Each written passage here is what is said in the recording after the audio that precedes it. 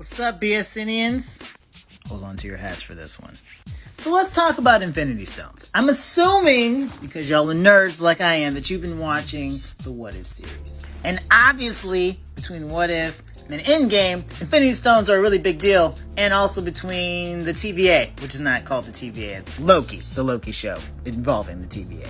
So what Loki really introduced that I found really cool is that when Infinity Stones are outside of their universe, they're just glowing little rocks, like turning kryptonite into table salt.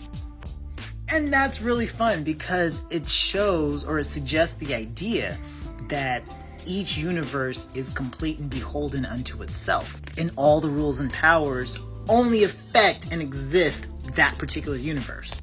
That's awesome.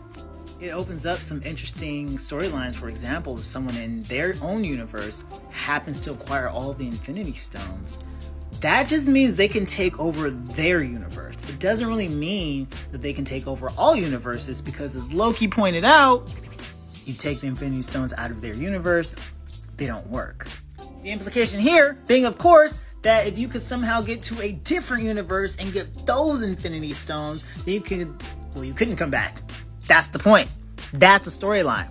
You can't go into someone else's universe and get their Infinity Stones and bring it back, because they're not really going to work, because Infinity Stones only work in their particular universe. And I would love to see characters try and do that. And honestly, I thought that's what they were going to do in What If.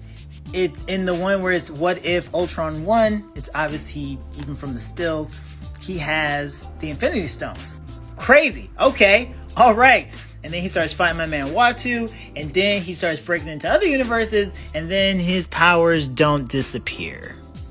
Confusing to me, especially with the stuff that we just saw in Loki. And I know what you're saying. Josh, cartoon, live action, it's not the same. Well, anyway, I find the Infinity Stone super interesting, and I wish that they would do more with it. For example, another storyline. So each universe has its own Infinity Stones, right? What about synthetic Infinity Stones? How has there not been a wizard or somebody who can bend reality trying to create their own version of Infinity Stones? And for God's sakes, not Tony Stark. He's done enough damage. But right? How cool would that be? What are the repercussions for trying to synthesize, like synthetic oil for your car, or trying to synthesize your own Infinity Stones? What happens?